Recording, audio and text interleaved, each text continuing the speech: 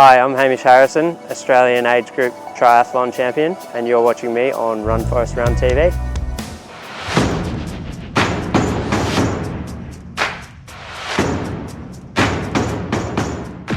My background in triathlon and endurance sports in general started back when I was younger. Probably not a normal sporting background for a triathlete. I started off like skateboarding from a young age, did that pretty competitively and took it pretty seriously and was down the park almost every day. Then developed into a bit more AFL for the Phillip Island Bulldogs. That's where I grew up, down in Victoria. And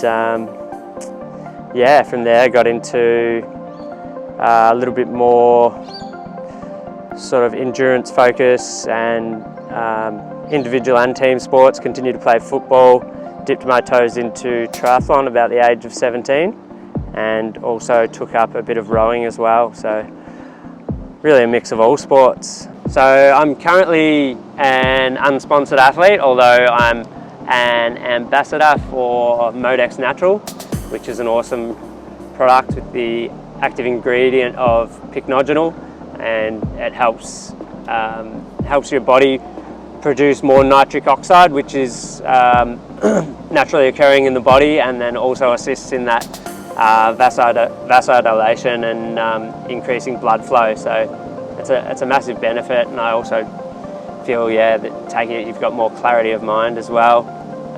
666 Fix is my mechanic at the moment, who's done a really good job looking after me, and he's Jamie at 666 Fix is currently building up my new race bike, so stay tuned. I'm pretty excited to unleash the beast. It's probably going to be ready for Melbourne in November in reality, so full faith in him. He's an excellent mechanic, and can't wait to riff in on the new rig. So with regards to what my current training week looks like, it's varied over the last few months, probably training hours between 16 and 26 hours a week. The last few weeks have been the big build tour pre-race before it tapers off. So 3 weeks in a row, I think, of 25, 26 hours, which is the biggest training weeks I've done in my life, I think, around about that. And what does that consist of? It probably includes 15 to 20k of swimming, which will be broken up mainly 3 to 4k swim sets. So 5 times a week swimming. And then the riding would be 10 to 12 hours, hitting 300, 350 Ks, just depending on the terrain. Tend to knock up a few extra Ks when I'm just doing laps on the velodrome here. And the running has slowly built back up from the marathon, so just progressively building that load back up to avoid injury. So it's progressed back up to 75k a week now, and we'll proceed to probably taper back down to 40 to 50k leading into the next race. So the guys in my corner that have sort of helped to get me to where I'm at would be the Cupcake Cartel. Represent. They're my triathlon team, and they're team sponsors there. So those guys have all helped us out, and in particular Callum and Elise. Having done a bit of training with Callum, it was natural for me to want to sort of jump on board the team that he'd created with his partner Elise, and then from there Elise was coaching me for 14 months, as I said. So she's played a massive factor in helping me progress as an athlete.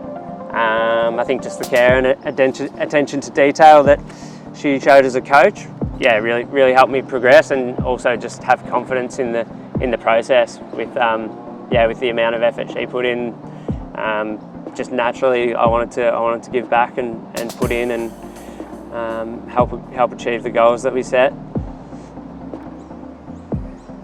And it wasn't until about the age of 23, or my early 20s anyway, so 23, 2013, where I actually did like a decent year of triathlon training. Met a friend at university who was into it pretty seriously, and he sort of showed me exactly what it takes to be involved in the sport and actually develop your skill set and endurance. And it was a lot more hours than what I was doing at the time. So that was a little reality check, and then also just a real eye-opener to the world of triathlon and what it's actually like for those guys that are pushing it at the top end.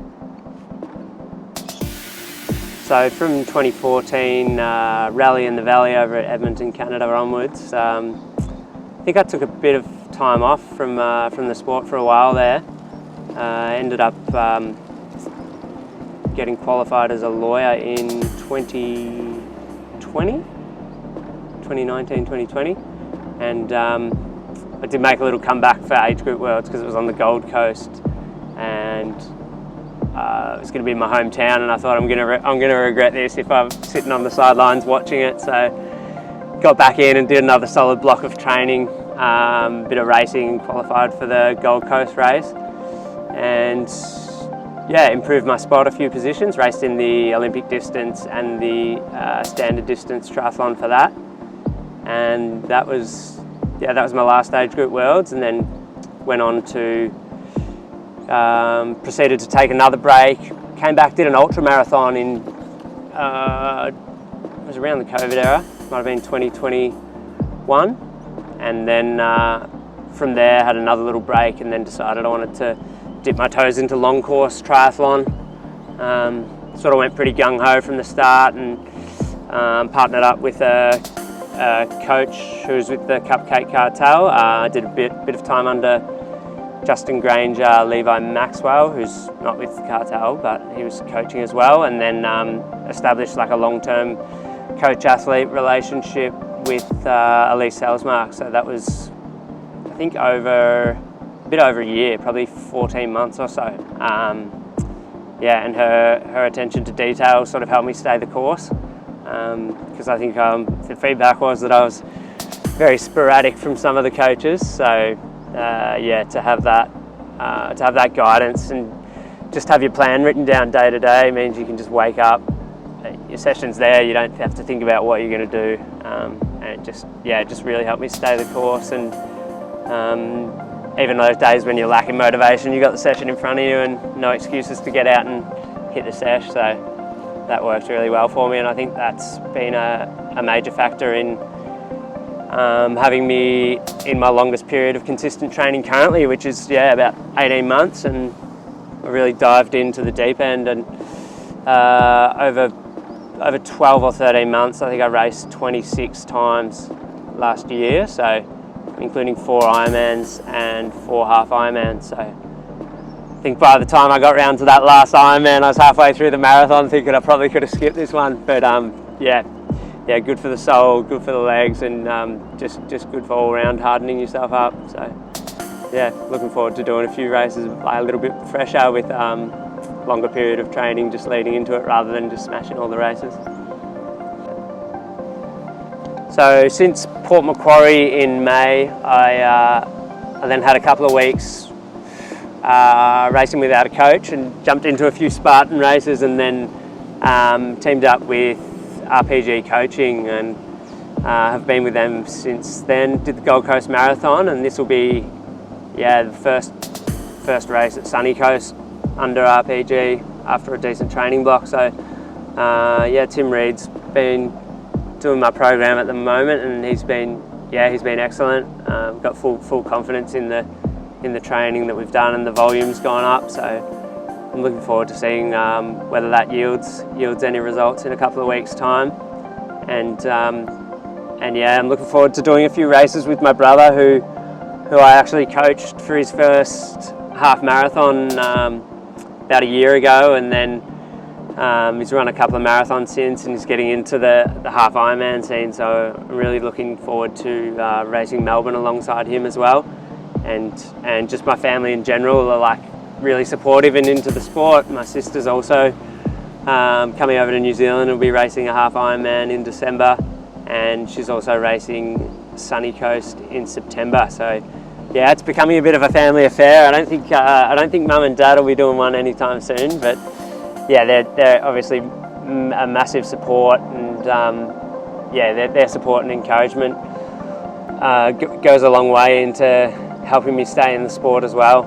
I think without people in your corner and your family and friends backing you and encouraging you, yeah, just wouldn't be the same and wouldn't be as fun. So it's great to sort of, even though it's an individual sport, really have that support and someone to share the highs and lows with.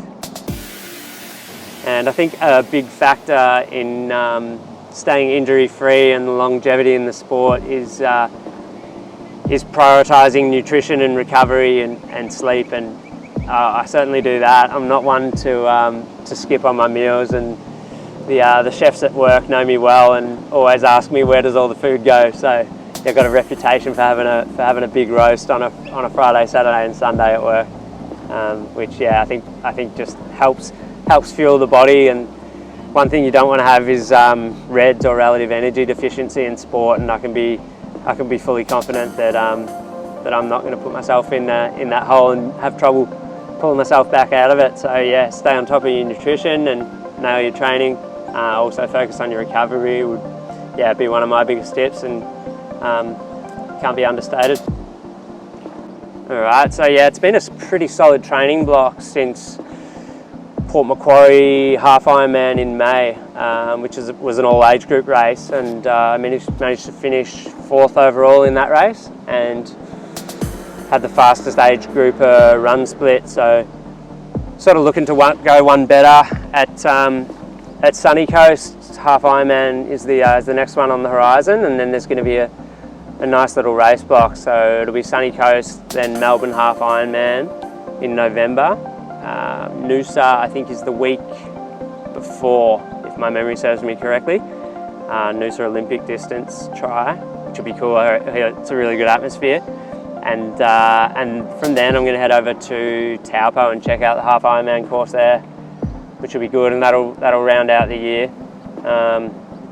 Hopefully it's the same course as Age Group World Championships the following year in 2024. So it'd be good to sort of get over there and get some experience. And I love New Zealand as a country as well, and everyone sort of raves about Taupo as being like a race destination. So to get over there and check it out will be pretty awesome. I've got a couple of mates heading over as well, so yeah, that'll be nice. And then have a few beers and get ready for the Christmas turkey and a bit of time off. It'll be nice. And then leading into 2024, I'm not certain on like where the sport's going to take me. I think I'm going to reassess in December and take a pretty practical approach to it.